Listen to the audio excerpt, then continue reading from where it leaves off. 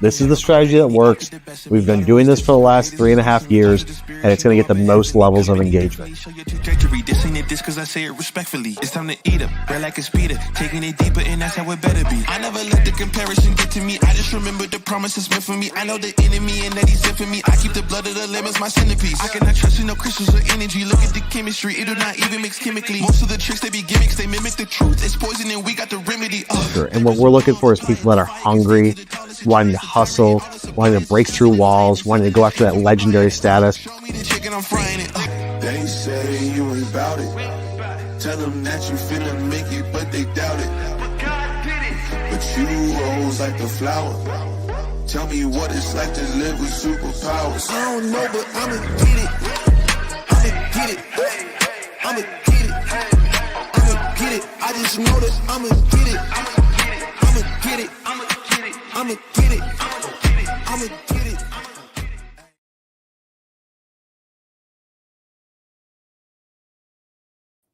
What's up, guys? I'm Kyle Milan. It's Tuesday at noon, so that means we're here to talk about industrial marketing. Check out the swag. Got a Yeti tumbler. We might have to do a giveaway one of these times. We've been swagging these things out for the last 2 years, giving them to customers, people we see at shows, things like that. A nice 20-inch Yeti tumbler with our brand on it. I mean, you can't beat that. That's pretty dope. Also got some swag up on the computer. We're just stepping it up. You guys should see our hats that we have. Everybody always loves our hats whenever we go someplace. So we might have to do a giveaway in the future. For those of you that are new to the content, whether you're coming in from LinkedIn or any other platform, go to the YouTube channel, hit subscribe and turn on notifications. We've got over probably 1,600 videos at this point up there, all about industrial marketing, industrial sales, anything related to manufacturing, industrial. It's on that channel. Is all we talk about right now on that channel, trying to provide you guys with as much value as possible. If you're not connected with me on LinkedIn or following me, be sure to go over to LinkedIn and hit that follow button. And if you guys like listening to this in podcast format, every major podcast platform has it, Industrial Sales and Marketing with me, and you can listen to this while you're getting your nails done or cutting your grass. That's like a tagline now. I should trademark that. That's just something we do every time now. All right, so today we're talking about using HubSpot for industrial marketing. So I want to know in the comment section for anybody watching this live, even on the replay, how many of you guys are HubSpot users? Put I use HubSpot in the comment section below, because we're going to dive deep into this. Or if you're not using HubSpot, but you want to learn more about it, say, I want to learn more about HubSpot. So MFG Tribe, the marketing agency that I've owned for the last 8 years that is dominating the space in industrial marketing, top of every single list. We are a HubSpot partner, not just any partner. We're right now a platinum level, which is the second highest. Everybody gets in at regular partner, gold, then they go to platinum, diamond, elite from there. We are a platinum partner right now. According to HubSpot, we are the highest partner level in HubSpot that is an industrial or manufacturing marketing agency. So I'm going to commend our team for that. We do a lot of stuff with HubSpot. Therefore, we know a lot of things. And me personally, I'd say I'm on like a scale of 1 to 10, 10 being like knowing the most about HubSpot. I'm probably an 8 because I'm in it every day. We use it for our agency to run our shop. And I'm also always involved in client stuff, helping out with our automation team, strategy, implementation, etc.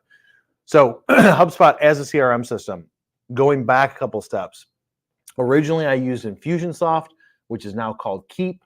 After that, I was on SharpSpring, which is a pretty good system. After that, I was on ActiveCampaign. And after that, the 4th time around, I joined HubSpot. Now, why did it take me so long to get there? Well, back in 2015, 16, 17, 18, just wasn't a huge fan of HubSpot. They didn't have all of the features that the other systems had, and I couldn't do everything all under one roof. So I was not drinking the Kool-Aid of HubSpot. But about 3.5 years ago, they updated some features, updated the user experience, updated some tracking metrics. I was like, you know what? Let's give it a shot. Loved it. We've been going HubSpot hard ever since. Now, that doesn't mean we don't have experience in other areas. We've got clients on Microsoft Dynamics, Insights, 365, Salesforce, Zoho, Sugar, Apollo IO, all of the major platforms that people in industrial use every single day as their CRM system, we are in. And none of them, even Klaviyo for e-com. So any of you doing e-com, big e-com, stuff like that, Klaviyo is better than HubSpot right now. when it comes to managing the CRM with an e-com site, in my opinion, for industrial. HubSpot's just made some changes. They're rolling out some new things with e-com that could possibly compete with them. But for that, we're a Klaviyo partner, and we recommend any of our clients that are big e-com to go with Klaviyo as of right now. Point being, there's not a system out there. That's the top systems. Everybody's always creating new CRM systems. It's like, oh, did you hear about this one? They happen every single year. Somebody's like, oh, this is the new cool thing. It's like back when Sugar CRM came out, even back when Salesforce came out, like 07, 08, 09. It was like, oh my God, check out this new system. So we've worked with everything. I know the top ones and have experience myself with it, as does our team. Most industrial companies, they use Dynamics because they're a Microsoft house. They use Teams for their meetings. They use Dynamics because it makes sense for their business, but there's so many issues with the functionality behind it and the powerhouse that you can do with Dynamics. So the first thing we're going to talk about, let's put it up on the board. Purple or green, Riley? I'm going to say purple. You always say purple. Purple's easier. It is easier to see. First thing is going to be how to use it. And why are you going to talk, Kyle, about how to use it? Well, because most people are not using it correctly. That's why. And we have dozens of conversations every month with potential customers. We're very selective on who we do business with because we are a niche agency. And I have a lot of conversations, and we get into the conversation of CRM systems and ask them, how are you currently using it? A lot of them in the smaller companies, let's say less than 50 million in revenue, they're using it as like a source for storing contact information, and they have it synced with a couple things, but they're not really using it to the fullest potential. So if we just look super high level, how are we going to use HubSpot, or really any CRM, but let's go into HubSpot first. So I'm going to draw a little graph. So it's going to be a pipeline. Can you see this, Riley? Yep. So it's going to be a pipeline. I've done this before. So first, you're going to put contacts in the top, right? Bring contacts in. Now, how are you going to bring those contacts? You're going to bring those contacts by creating lead lists using Seamless AI, Zoom Info, or just having our agency do it for you. Create the lead list, trade show leads, lists from trade shows. You're going to buy the attendees, the contact records. You're going to export maybe LinkedIn connections, and then maybe you're using Hunter.io, you're using Lucia, things like that. You're going to get contacts or your current customers or people that you previously tried selling to and they did not convert. So these are the unsold. Never forget about, let me put a little asterisk here, the unsold. Those are people that you tried to close and you couldn't for whatever reason.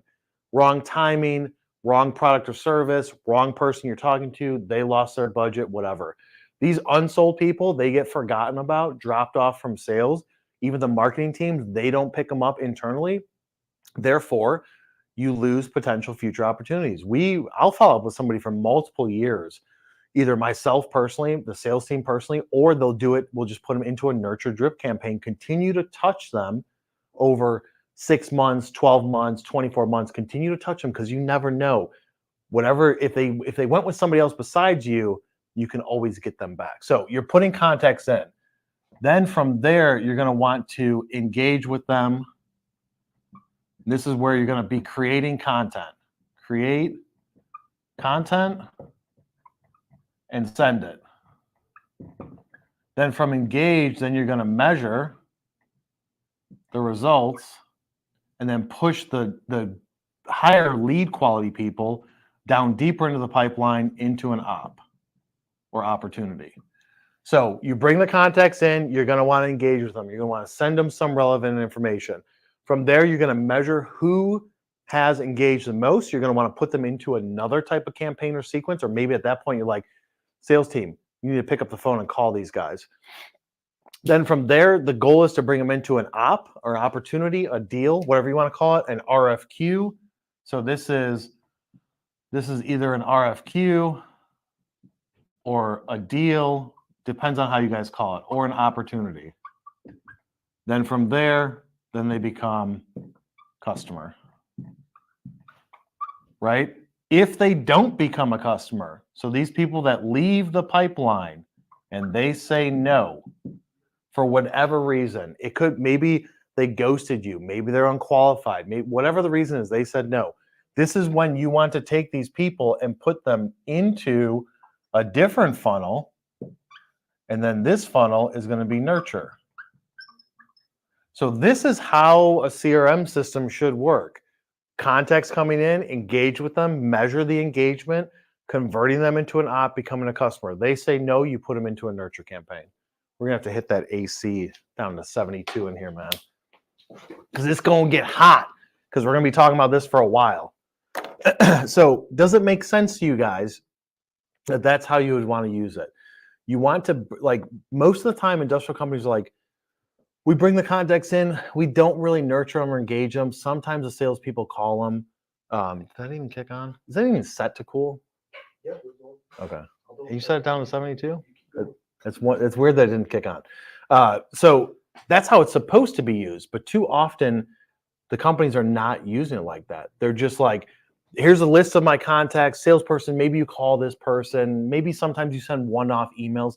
Why do it like that? Why not use the power of the CRM? And we'll get into how to use it in bullet points 2 through 5. But first, wrap your head around it. That's the goal. That's what you want to get to, is a pipeline system that's using marketing automation, triggers, workflows. It's automated to a certain point, and then the salesperson's pulled in, or it's automated to a certain point. Then it becomes a marketing qualified lead. Then the sales team kicks over. Now I know what you're thinking, Kyle. Do I have to use HubSpot for everything? You do not. You can be using Salesforce. You can be using another third party for your sales team. I'm not here to tell you that you have to use HubSpot. I'm here to say, from a marketing standpoint, tip of spear, HubSpot for the price and what it can do cannot be beat by anybody. And don't go in the comment section and be like, oh, what about ABC marketing automation software that just came out a year ago? Dude, I'm talking about robustness. I'm talking about support. I'm talking about the quality of data that you get and the way that the system is built for the dollar amount that you're spending. You can't beat that. Go ahead and look up what is HubSpot's stock price. It's like top 10 highest dollar stock. It's like over $600 a share. Maybe because they didn't, as my team informed me, maybe they didn't half it like Salesforce maybe did, but it's expensive to own HubSpot stock because they are climbing up and providing massive results for people. That's why we're all bought in. If we can recommend a system, it's going to be HubSpot in most cases because they have tiered pricing, which I'll get into pricing too. So that's how it's supposed to be used. If you're not using it like that, then you have to go to my YouTube channel and type in automation or email marketing or account-based marketing, things like that. I walk through the entire thing. If you want to learn more, I think that it goes without saying that we're going to have to do a private webinar for people that want to learn more about HubSpot, to where I can share my screen in a sandbox or even our own data, share it with you guys to show you in the screen, clicking through, here's how it works with activity, etc. If you want to watch the webinar, put a comment in the comment section below and say, I want to see the webinar, or I want webinar, and we'll be sure to create that and then invite you guys to it. So that's step one. How are you going to use it? That's how you're supposed to use it. That is a true CRM system. Now, you can also tie it into, if you have an ERP system running your shop, you have e-com, something like that, tying it into it. For that, you're going to need HubSpot Ops level, which is just one of their service offerings. You're going to need HubSpot Ops to communicate with that third party and communicate so you can pull that information back and forth and sync it. But if you're just like, I'm using Salesforce, cool. Native integration, native syncing. I'm using Dynamics for everything else. My salespeople use Dynamics, cool. Native integration with HubSpot. That's a two-way sync. You can push information back and forth based on certain triggers, et cetera, et cetera. It's very easy. But if you want to tie into your ERP, that's going to require HubSpot Ops, which is not that expensive, and then we can set it up and integrate the two. Step 2, pricing and packages. Let's talk pricing. You can look this up. Pricing and packages. Look this up on your own. Google search HubSpot pricing after you watch this. It's not secret information. I will tell you that as a HubSpot Platinum partner, we can do certain things with pricing, whether it's discounts, whether it's onboarding discounts, or having us integrated, onboard you, etc. There's things that we can do as a partner agency that you can't get direct. Like, you get pricing direct from HubSpot. Sometimes there's ways that we can sweeten the deal. The pricing is simple. Type in HubSpot pricing. You'll go to the main landing page, and you can build it out yourself to a certain extent.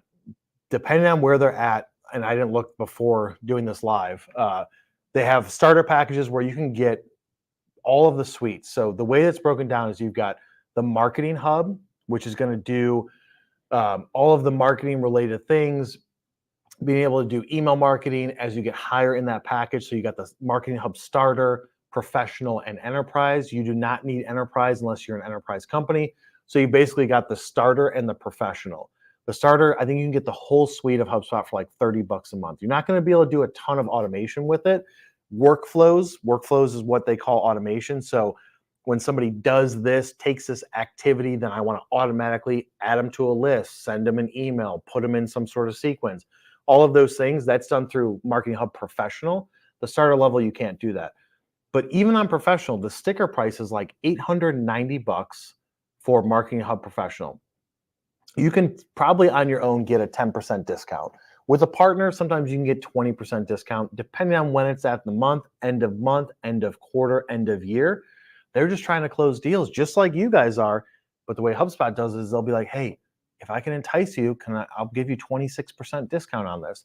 So $890, take at least, I would say, $100 off. Just by default, you can get a 10% discount. So that gives you, I think, 3 to 5 seats for Marketing Hub Pro. Now, Marketing Hub Pro, this is where you can do all of the workflows, automations, customizations, things like that. You may not need that. If you're working with an agency like ours, we will need that because that is the power. But worst case scenario, you're at, let's say, $800 for Marketing Hub Pro. The other hub that they have is the Sales Hub. So you have Sales Hub Starter, you have Sales Hub Professional, and you have Sales Hub Enterprise. They just changed their Sales Hub pricing to be, instead of you pay X amount of dollars and there's a minimum number of seats available, you pay per seat. That changed the game. So Sales Hub Starter allows you to do some sales activities. You can't do custom meetings. You can't do a lot of customization to it. When you get into Sales Hub Pro, now you start to unlock some new features within the Sales Hub. When you get into Enterprise, now you can do automation into sequences and do it where you have a list of 1,000 people, and let's say you have 5 salespeople and you have 1,000 new leads, and you want to spread those out 200 contacts per salesperson, and you want them to send out sequences, which are one-to-one automated emails in a thread. If you want to do that, you need Sales Hub Enterprise. $150 per seat for Sales Hub Enterprise. $100 a seat for Sales Hub Pro. Sales Hub Pro, you can do sequences, which is automated emails, which we're going to get into, but you can do that at only $100 a seat. Let's say you have one salesperson. You can do, if you don't want to do Marketing Hub Pro with automation and workflows and you're a smaller company and you don't want to do all that and you don't have the money to spend with an agency, get Sales Hub Pro and you can do sequences, which again, sequences are emails from a salesperson's address that have a threaded response to it. So if I send you an email today and then I send you another email in 7 days, it's threaded. So it's indented response to the first email. There is no unsubscribe button at the bottom. There is no address at the bottom. It looks like you wrote it. This sequences is HubSpot's solution to email inboxes blocking marketing emails from coming, is sequences. And I talk a lot about it, and in point 4, we're going to go through it even more.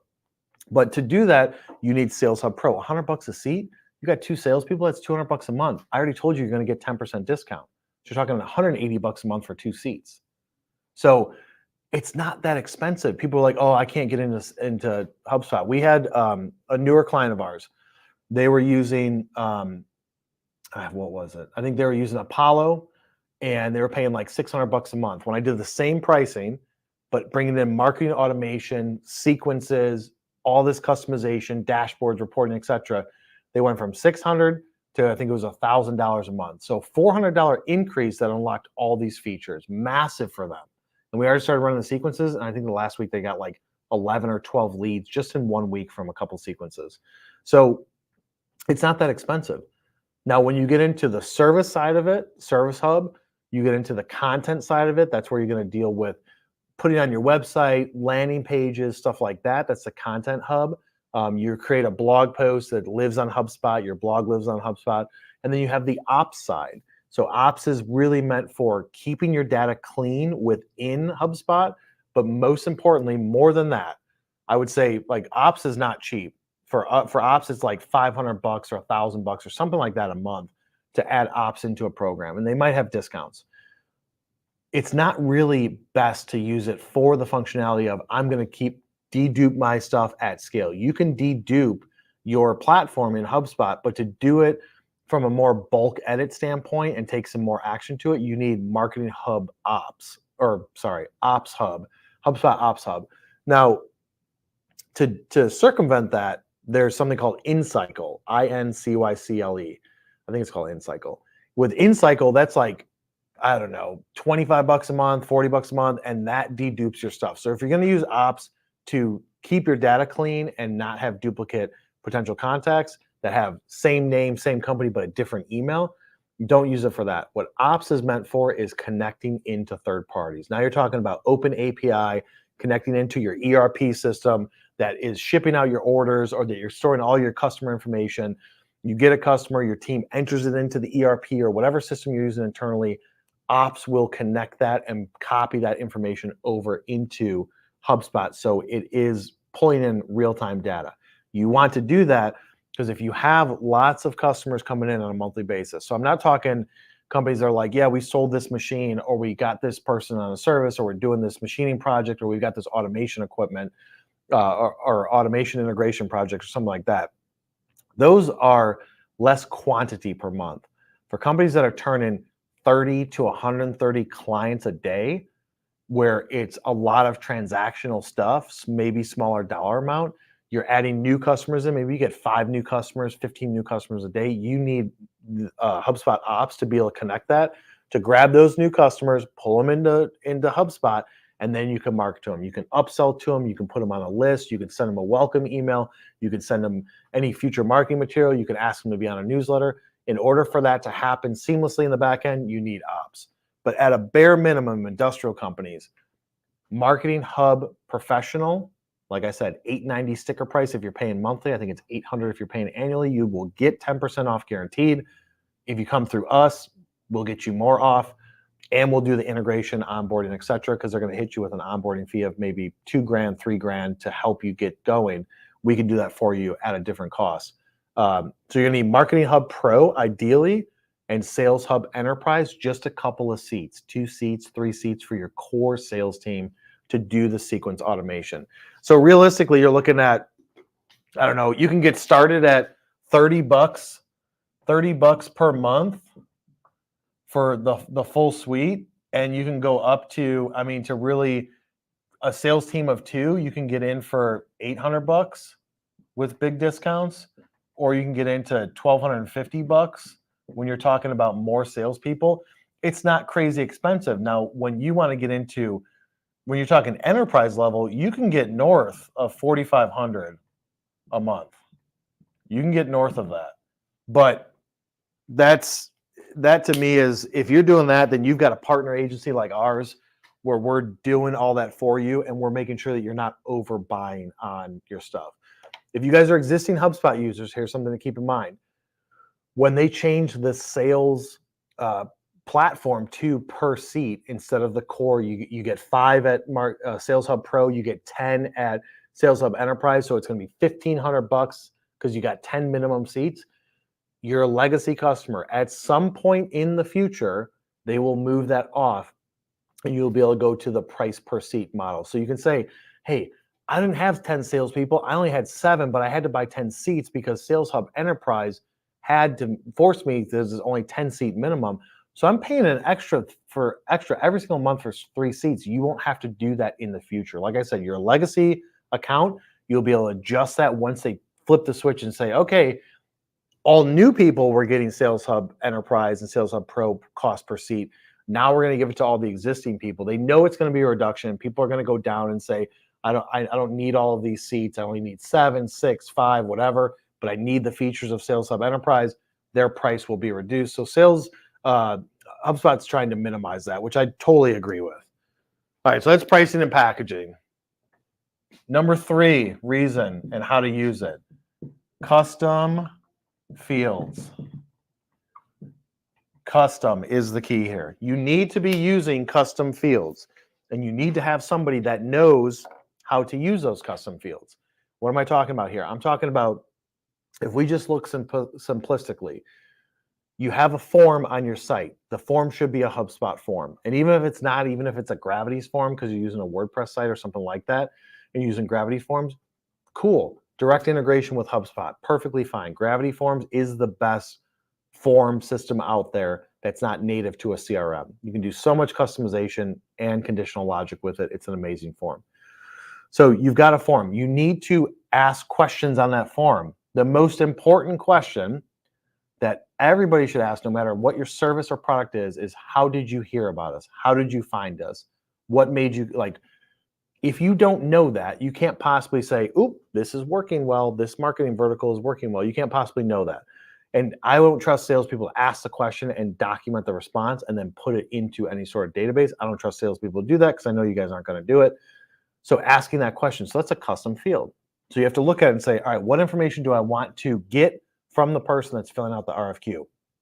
And if you're old school, you're going to be like, Kyle, I don't want to ask them 20 questions to get started.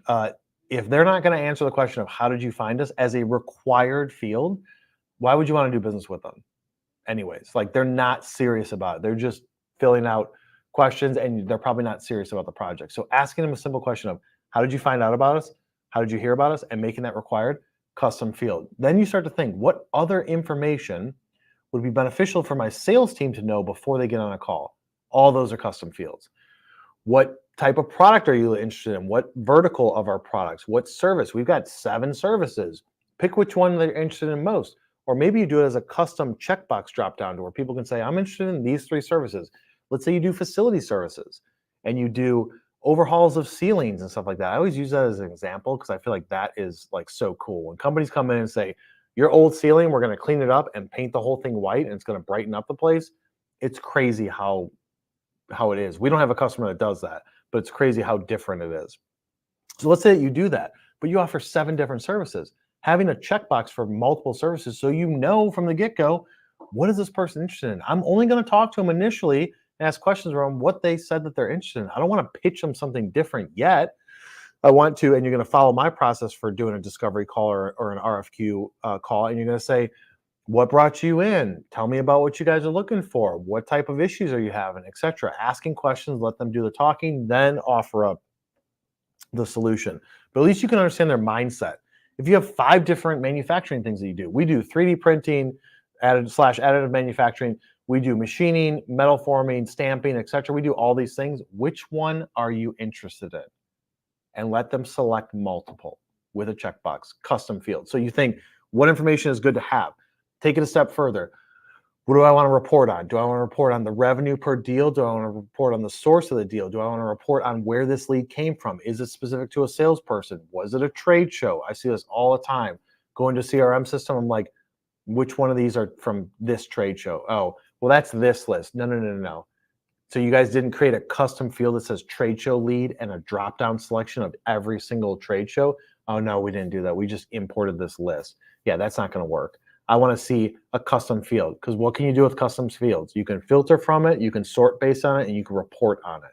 I want to see how many leads came from IMTS 2022. I want to see how many deals were created from leads that came from that. It's so easy to do filtering if you just say, show me all deals from January 1st to December 31st, and they all have to have the advanced filter is they have to be from this specific trade show. It's like 2 filters. You can look at the data. That's the way to do it. So you got to think like, what type of custom information do I want to track? The products that they purchase, the family that they purchased from. If you have 3 different families of products, you can have a custom field that says which product family did they purchase. One of those, you can have a secondary field that says which product category do they purchase from. So you got the category, the family, the subcategory. You can do all these as custom fields so you can easily sort it. So if you ask them to fill it out, or if you're capturing that information, all of them are custom fields. One of our clients, I had to create 126 custom fields to move them from one system to another. After we imported all the custom fields and created them all, come to find out that 90 of them, they're like, you know what, actually, we don't need to use those. So I was like, hey, at least I had a lot of experience creating custom fields. I mean, that was like 5-6 years ago. So it's all about custom fields. You can customize everything that's part of the system, and you can do it to whatever level you want, in whatever industry you want, in whatever vertical you want, product categories, services, different drop downs, anything out there, custom fields, custom properties. All right, number 4. This is where the rubber meets the road. Sequences and workflows. This is HubSpot terminology. Sequences we talked about right here. The engagement. How are you going to do that? How are you going to engage with people? You need to send them sequences. If a marketing agency tells you, no, we use we're HubSpot. We use workflows. We do email marketing. No, run. That's not going to work. It hasn't worked in the past year as effective as it used to. Here's the reason why. Every marketing email, a year and a half ago, I used to say, it used to be marketing emails worked, but they have to look like you wrote them. So plain text, left justification, no banner at the top, no images, no logos, none of that stuff. Remove it all. That's what I used to say. Then everybody started updating their privacy settings. Google updated stuff for filtering out spam. Apple did too. All these things changed. And now all they have to do, the email systems, every marketing email at the bottom per US law has to have an unsubscribe or an opt-out button and the address of the company.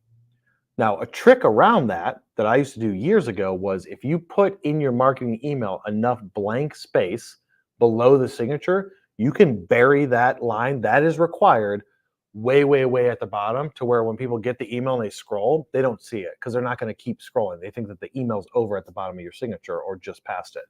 So that used to be a trick that I used to use, and it worked, right? Open rate was good, click rate was good, engagement rate was good. So, but what they've done now is that we've noticed over a year ago that the open rate started dipping and declining. I'm like, what's happened here? Oh, it's in conjunction with all these new filters and changes to the way that they're handling emails is happening. Let's test a different method and push more into sequences. Sequences do not have that unsubscribe at the bottom. They look like an email that you sent.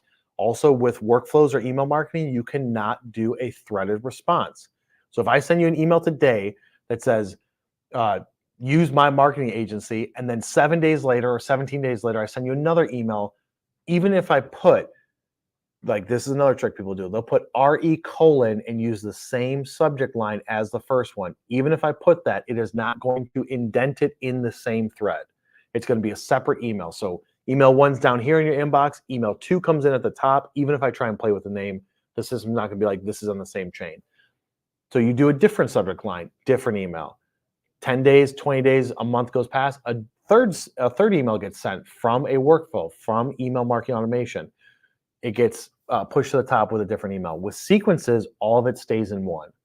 So number one, you're tricking the systems to say, this isn't a marketing email. This is just me saying that you should use my company. And then I keep it short, direct, to the point, minimal text. I'm talking like 100 words, 200 words, maybe a bullet point or two, not a ton of links, not images, none of that stuff.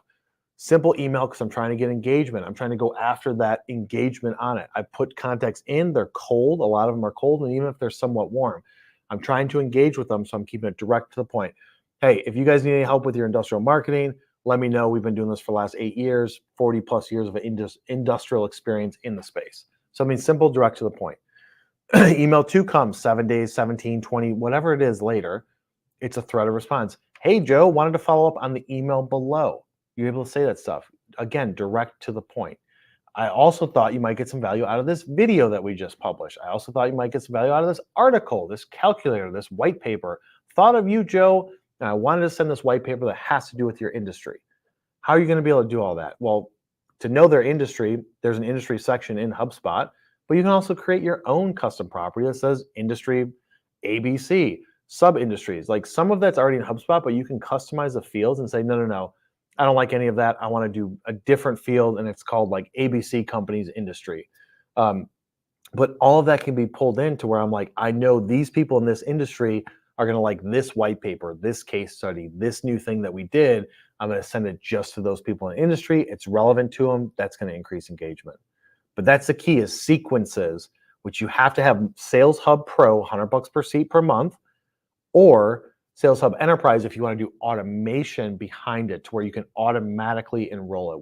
With sequences, I go into HubSpot and I look at 50 people and I want to enroll them in a sequence. Those are going to come from me. Regardless of contact owner, those emails are going to come from me. If I'm an admin, a manager, an agency, I want to do automation behind it and say, I've got 1,000 people. I want to sprinkle them across these 5, 10 salespeople. I need Sales Hub Enterprise in order to do that. That is the power behind it. For $150 a month per seat, that is so well worth it. On the flip side of it, workflows. So sequences is how you're going to send out emails, not email marketing. You can do email marketing for newsletters, things like that, but you want to do sequences for everything else. On the flip side of it, workflows. Workflows are basic automation systems that you create. So it's some trigger is going to happen to bring them into the workflow. They filled out a form. They hit the website. They took some sort of action. They got added to a list. Then from there, you're going to ask it to create action. It doesn't always have to be an email. Too often people are like, oh yeah, workflows, that's like email marketing. Yes and no. A workflow is just automating steps. That's all it is. So I could say somebody fills out a form, they get this email, but then from there, I can have it send a Slack message, create a contact for somebody, put them on a list. I can have it assign me a task to follow up with this person in 3 days. Then after that task is done, so at the bottom of it, I can say, once this task is done, then I want to send another email. Then I want a task to send a LinkedIn connection request. Then I want a task to call them. It's just basically you can have it automate anything. There's some workflows that we have here that we've created that are insane. They look like massive trees with different branches, if-then statements, breaking context down, auto-assigning, all sorts of insane stuff that it would take you 5 minutes just to scroll and map what's going on here. But from a simplistic standpoint, if we went straight up vertical with the workflow, there's a trigger, then something happens. It could be they signed up for a newsletter, they got added to a list, and then a task got created for Kyle to reach out to them and say, thank you for signing up for the newsletter. Or they sign up for a newsletter, and then they get an email with the newsletter copy. Like, you can make it very simple. The workflows is part of Marketing Hub Pro. That's how you unlock that. Workflows are great for automation, automating tasks, automating follow-ups, automating movement within HubSpot, auto-assigning people to industries, copying. Like, if a company gets brought in and the industry is plastics and there's contacts associated with that company, I want to copy the industry from the company over to all the contacts, because contacts and companies have different industry fields. That would be done in a workflow. So it's automating steps and taking time off of you. You need Marketing Hub Pro to do that. That's where workflows come into place. Can you do that in other CRM systems? Yes. Can you do sequences in other CRM systems? No. The top one that you can't do it in is Marketo.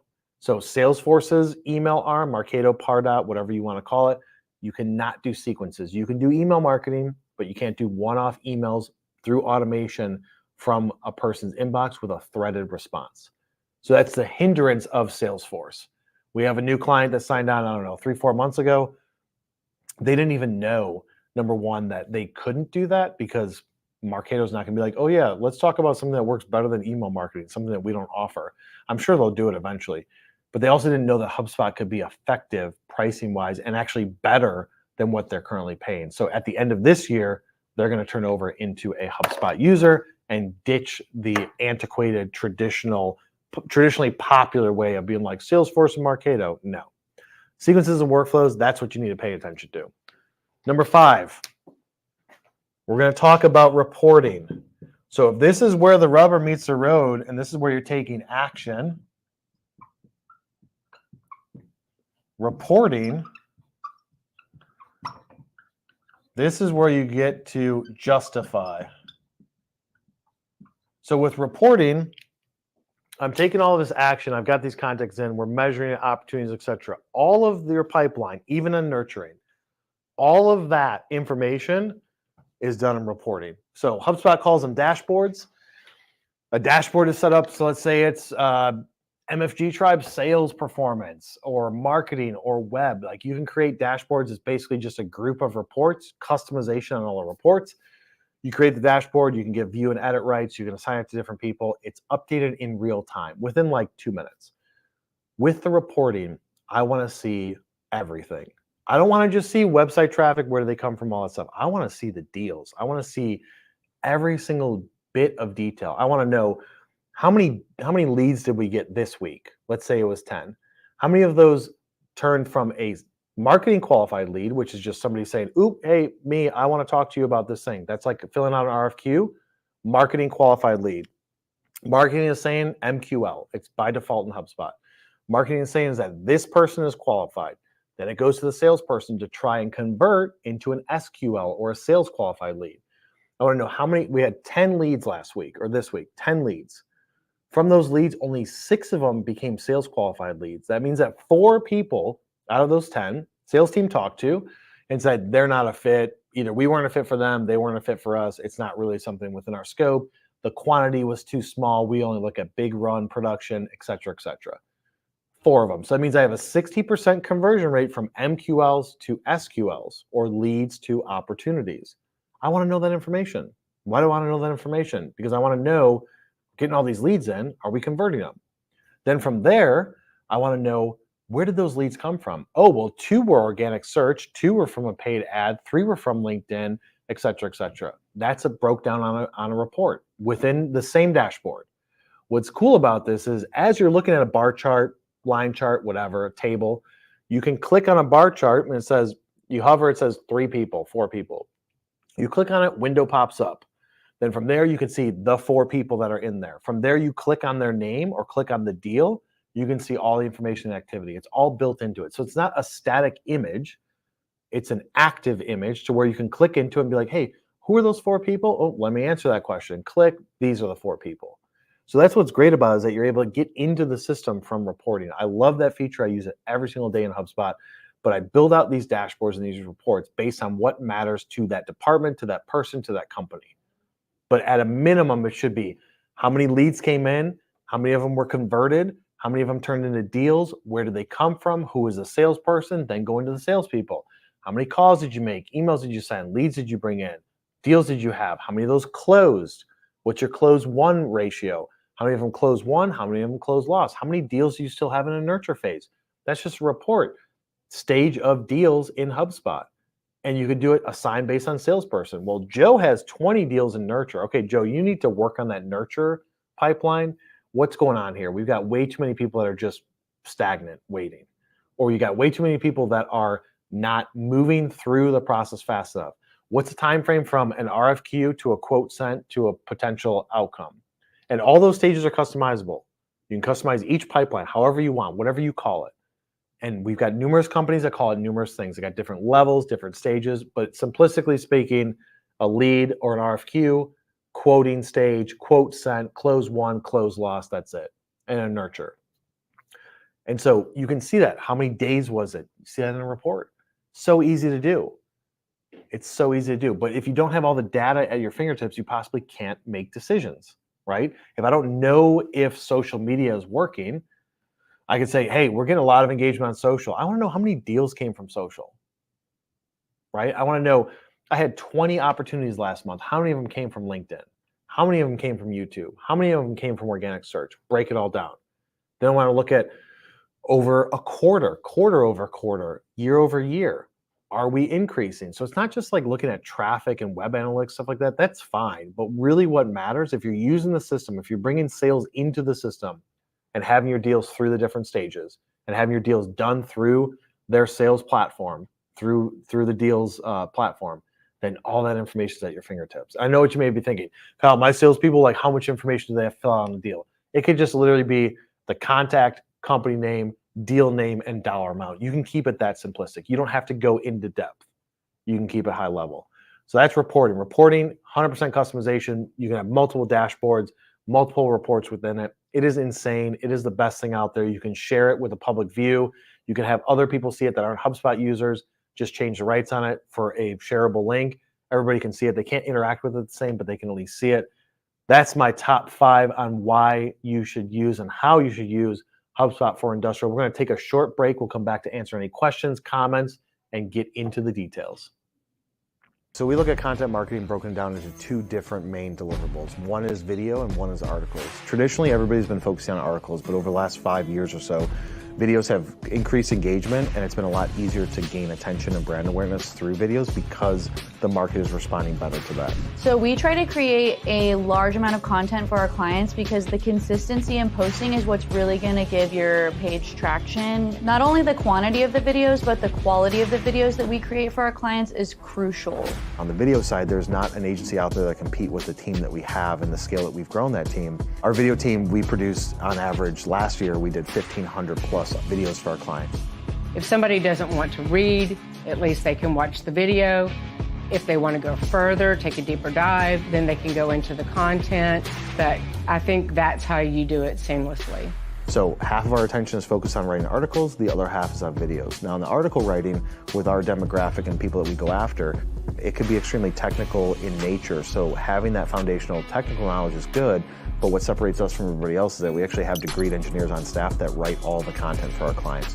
I write hundreds of blog posts, articles, and white papers for industrial companies every year. And those industries aren't limited in scope. I work with clients in plastics, in machining, in metals, and even in offshore coatings.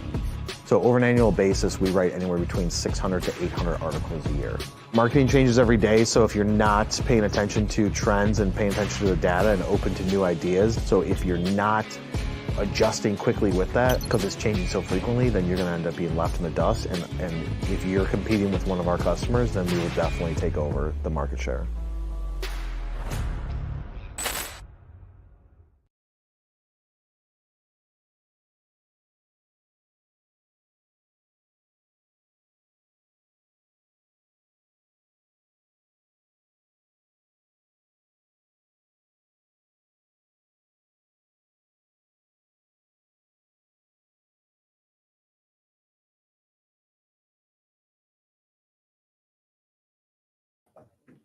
All right, guys, we're back after that short break of pushing out a little of our video content that we created for ourselves.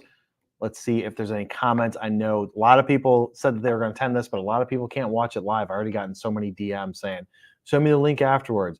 The best way to watch this is not on LinkedIn because it gets buried in my feed. The best way is going to be go to the YouTube channel and subscribe, and you'll be able to see the full live replay on YouTube. It lives within a playlist. So those of you that are watching this or are thinking about wanting to rewatch it, rewind it, whatever, YouTube is the best platform for that. Any comments or questions, Riley? Nothing yet. Riley says there's nothing yet. There's nothing worth bringing up as a question. That means that you guys are HubSpot killers out there. You're like, either that or you're just blown away at like, dude, this information is so good that Kyle's saying. We're going to do a webinar. We're going to probably promote it a little bit to give everybody the ins and outs. That's where I can share my screen and go through some of the details. I don't need that all out there and for the public to be seeing our little secret ways that we do things. If you guys are thinking about HubSpot, you can send me a message and just say, hey, want to integrate you as a partner, want to help you out with my integration, or if you want to have our team take care of everything for you, we can do that. We can get discounted pricing, onboarding, plus we have custom training.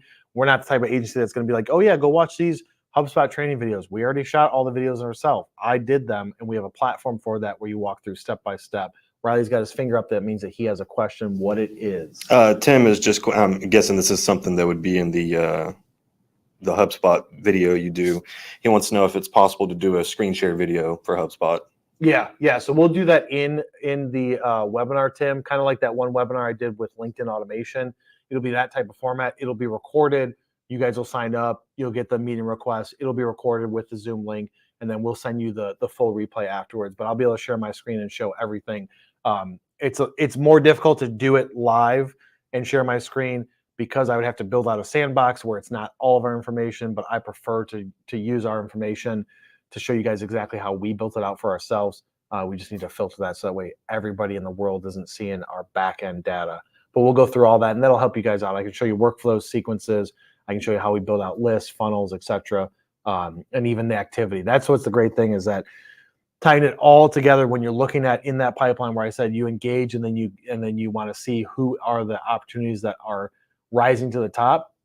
HubSpot has a scoring feature where you assign an arbitrary value to things. If somebody opens an email, it's worth this many points. Click a link, visit a website, fill out an RFQ, and HubSpot's constantly adjusting the score per contact level. So you can say, once they reach this level, I want to be notified with an email or a task to follow up with them in HubSpot. but it's tracking that. It's based on activity. So when you look at a contact record, you can see all of their activity from the time that they first got brought into your system. Did they go to the site? What page did they see? How long were they on there? Did they fill out any forms? Did they open an email, click it, engage with your media? All that's seen in the center section with the activities. I would challenge that the HubSpot systems that we build out for our clients are the best in the space as far as complexity plus ease of use plus tying all marketing activities back together. Nobody out there, not another marketer, not another agency can touch the things that we've done for industrial, because this is all that we do every single day. All right, Riley gives me a thumbs up. That means that I can jump off of this just shy of 60 minutes. I appreciate you guys watching this. Remember, head over to the YouTube channel, hit subscribe, turn on notifications. If you're not following me on LinkedIn, hit that follow button. If you want to listen to this whole thing in a podcast format or any of our videos and podcasts, Industrial Sales and Marketing with me on every major podcast platform, and we will see you on the next one.